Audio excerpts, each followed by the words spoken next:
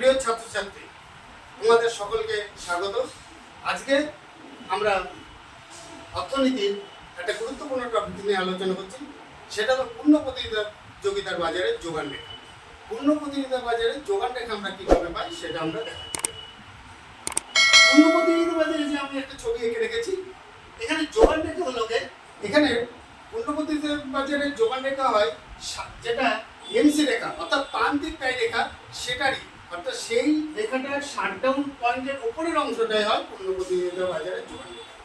তাহলে পূর্ণ প্রতিযোগিতার বাজারে যোগান রেখা যেটা এমসি রেখা বা প্রান্তিক ব্যয় রেখার শাটডাউন পয়েন্টের উপরের অংশটুকুই আমরা বলতে পারি পূর্ণ প্রতিযোগিতা বাজারে যোগান রেখা। কিভাবে শাটডাউন পয়েন্টের উপরের অংশটুকু পূর্ণ প্রতিযোগিতা বাজারে যোগান রেখা আমরা বলতে পারি?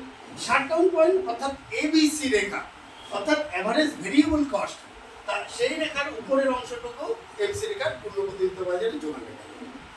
আমরা ছবিতে দেখতে পাচ্ছি দাম যখন OP1 অর্থাৎ দাম যখন অনেকটা বেশি OP1, তখন দেখা যাচ্ছে যে এখানে এসি রেখা অর্থাৎ অ্যাভারেজ কস্ট ব্যয়, এই ব্যয় থেকে দাম অনেকটা বেশি। অর্থাৎ এখানে আমরা দেখতে পাচ্ছি যে ব্যয় থেকে আয় রেখা উপরে, অর্থাৎ এখানে অতিরিক্ত মুনাফা ফার্ম অর্জন করতে পারছে। অর্থাৎ এখানে দামটা অনেকটা বেশি দেখায়, ফার্মের অতিরিক্ত মুনাফা অর্জন করছে।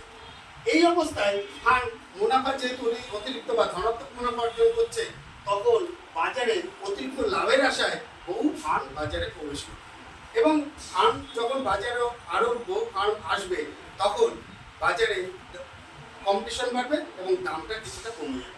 এবার আমরা যদি ধরি দামটা কমে OP2 হলো, তখন দেখা যাচ্ছে এখানে অ্যাভারেজ ভেরিয়েবল কস্ট এবং দাম পরস্পর সমান হচ্ছে এখানে, অর্থাৎ এখানে আয় এবং ব্যয় সমান হচ্ছে, অর্থাৎ এখানে স্বাভাবিক মুনাফা অর্জন করছে।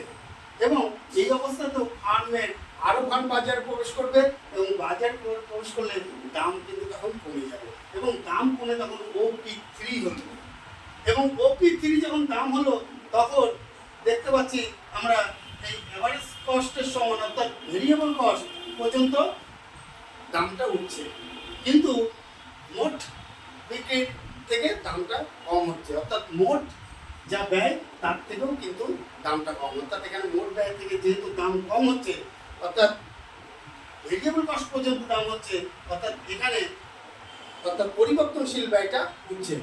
কাজে পরিবর্তনশীল ব্যয় উঠলে কিন্তু মোটের উপরে লস হচ্ছে, অর্থাৎ মোট ব্যয় রেখা তার থেকে উপরে আছে, এসি রেখা তার থেকে উপরে। মোট ব্যয় থেকে এখানে যেহেতু পরিবর্তনশীল ব্যয় কম, কাজেই এখানে সাময়িক লস হচ্ছে। কিন্তু সাময়িক ক্ষতি হলেও ফার্ম উৎপাদন চালিয়ে যাবে। কেন চালিয়ে যাবে? যে এখন ক্ষতি হলেও ভবিষ্যতে লাভ হবে, সেই আশায় ফার্ম এখানে উৎপাদন চালাবে। কাজে ফার্ম এই পর্যন্ত উৎপাদন করবে।